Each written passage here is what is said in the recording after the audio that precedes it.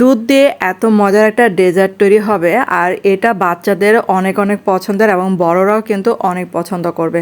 আসসালামু আলাইকুম সবাইকে, কেমন আছেন সবাই? আশা করি তো ভালো আছেন, আলহামদুলিল্লাহ আমিও ভালো আছি। তো চলুন দেখি আমি কিভাবে এটা বানিয়েছিলাম। এখানে প্রথমে 1 কাপ আমি চিনি দিলাম আর চিনিটাকে আমি অল্প পানি দিয়ে একটু ক্যারামেল তৈরি করব। যারা আজকে আমার প্রথম ভিডিও দেখছেন কিন্তু আমার চ্যানেলটাকে সাবস্ক্রাইব করে রাখেননি, তাদের কাছে প্লিজ অনুরোধ রইল চ্যানেলটাকে সাবস্ক্রাইব করে আমার পাশে থাকবেন। এখানে আমি 2-3টা এলাচ দিয়ে দিলাম আর আপনারা চাইলে এখানে একটু ভ্যানিলা এসেন্সও দিতে পারেন। তো আমার হাতের কাছে ভ্যানিলা এসেন্সটা শেষ হয়ে গিয়েছিলো, আমি এখানে 2-3টা এলাচ দিলাম আর এখানে 2 চা চামচের মতো একটু ঘি দিলাম। তারপর দেখেন এটা কিন্তু ক্যারামেল তৈরি হয়ে গেছে। তো এখানে আগে থেকে জাল করা ছিল লিকুইড দুধ, সেটা দিয়ে দিলাম। এখানে আমি 1/2 লিটার দুধটাকে জাল করে নিয়েছিলাম।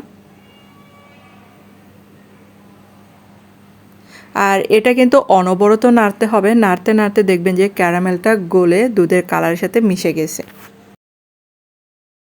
আর মিষ্টির স্বাদটাকে একটু স্ট্রং করার জন্য এখানে অল্প পরিমাণে একটু লবণ দিলাম।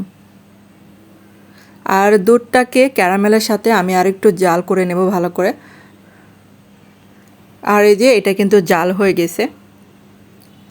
আর এখানে আমি 2টা ডিম আগে থেকে ভেঙে রেখেছি আর ডিমটাকে আমি হুইস্কের সাহায্যে ভালো করে ফেটে এনেছি।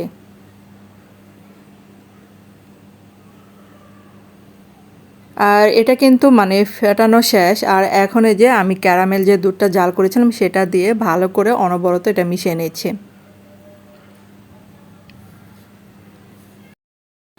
আর দুধের এই ডেজার্টটা খেতে কিন্তু অনেক অনেক মজার। তো আপনারা বানিয়ে দিতে পারেন। ইফতার একটু মিষ্টি জাতীয় খাবার হলে কিন্তু মন্দ লাগে না। আর এই যে এই পাত্রের মধ্যে আমি সেট করব, তার জন্য এখানে একটু ঘি ব্রাশ করে নিলাম। আপনারা চাইলে এখানে তেলটা ইউজ করতে পারেন। তো ঘি দেওয়াটাই ভালো, দুধের মধ্যে ঘিটাই যায়। আর এখন একটা ছাঁকনিতে ভালো করে ছেঁকে নিতে হবে। আর এখানে যেহেতু আমি এলাচ দিয়েছি, তারপরে যে দুধের সরটা জমে থাকে এই জন্য এটা ছেঁকে নেওয়াটাই ভালো। এখন এটা কিন্তু আমি যে একটা পানিতে এরকম বসিয়ে দেবো, স্ট্যান্ড বসিয়ে রেখেছিলাম আগে থেকে। এখন এই যে ঢাকনা দিয়ে ঢেকে এটাকে আমি স্টিম করে নেব। আর এটা যতক্ষণ না হচ্ছে ততক্ষণ এটা আমি চুলাতে রাখবো। তো এখন একটু চেক করে নিলাম, তো এটা কিন্তু হয়ে গেছে ডেজার্টটা। আর এটা একটু ঠান্ডা করে নিলাম। তো ঠান্ডা করে নিয়ে একটা প্লেটে এখন এই যে বেড়ে নিচ্ছি।